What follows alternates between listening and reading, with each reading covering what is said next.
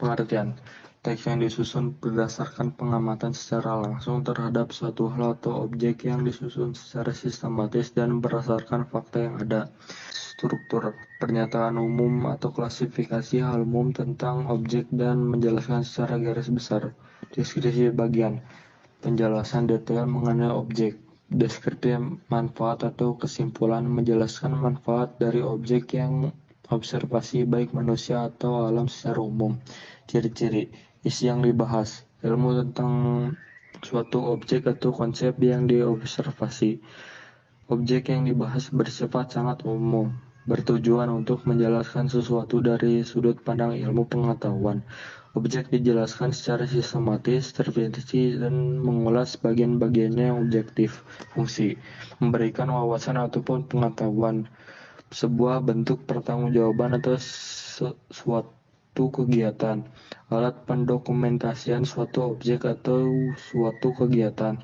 Tujuan: mengatasi suatu persoalan, menemukan teknik atau cara terbaru, mengambil keputusan lebih efektif, melakukan pengawasan atau perbaikan, mengetahui perkembangan suatu masalah. Langkah-langkah menyusun teks: melakukan observasi, mendaftar topik-topik, menyusun kerangka laporan, mengembangkan kerangka yang ditentukan. Sifat: objektif. Semua hal atau kondisi dalam laporan yang disampaikan apa adanya. Faktual. Semua yang disampaikan dalam laporan merupakan kondisi yang sebenarnya berdasarkan fakta. Kaidah kebahasaan teks laporan hasil observasi. 1. Kalimat definisi. Kalimat definisi yang menjelaskan suatu hal atau benda mati atau benda hidup, merujuk pada istilah teknik atau ilmiah yang berkaitan dengan bidang tertentu. 2. Kalimat deskripsi. Menggambarkan sifat atau ciri-ciri yang khusus atau spesifik, menjelaskan sebuah aktivitas yang dilakukan objek tersebut. Penulisan kutipan tidak langsung dan sumber rujukan. Kutipan tidak langsung penggunaan pendapat seseorang penulis atau tokoh berupa intisari dari pendapat tersebut.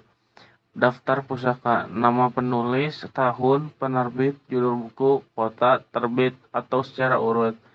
Menulis teks laporan hasil observasi. 1. Menentukan objek observasi. 2. Hal yang diamati dari objek tersebut. 3. Melakukan observasi dengan panduan dan pengamatan yang telah dibuat. 4. Menyusun kerangka laporan sesuai sistematika umum atau definisi umum, deskripsi bermanfaat. Mengembangkan kerangka menjadi suatu teks yang padu. 6. Periksa kembali laporan tersebut.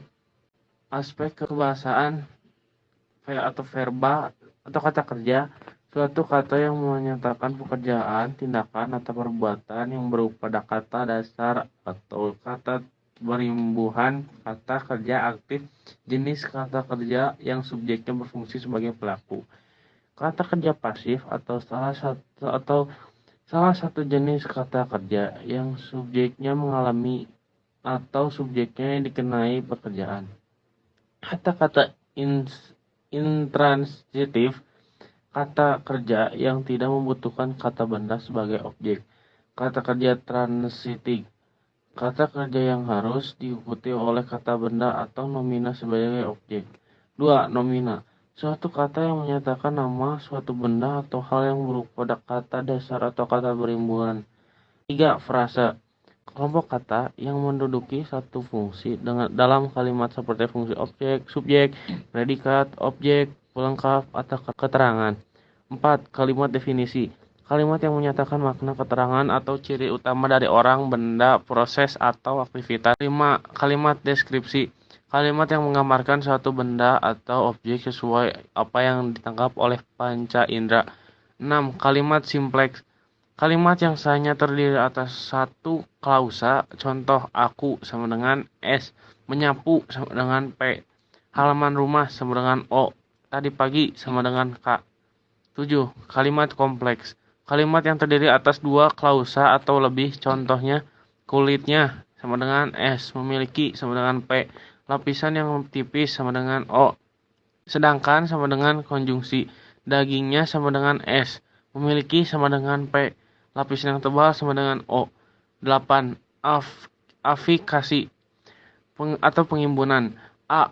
Prefiks atau awalan sama dengan M per P ber ter dan di.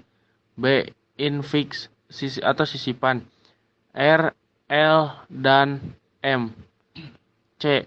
Sufiks atau akhiran I dan an. D. Konfiks awal atau akhir awal dan akhir Me, an, M, I.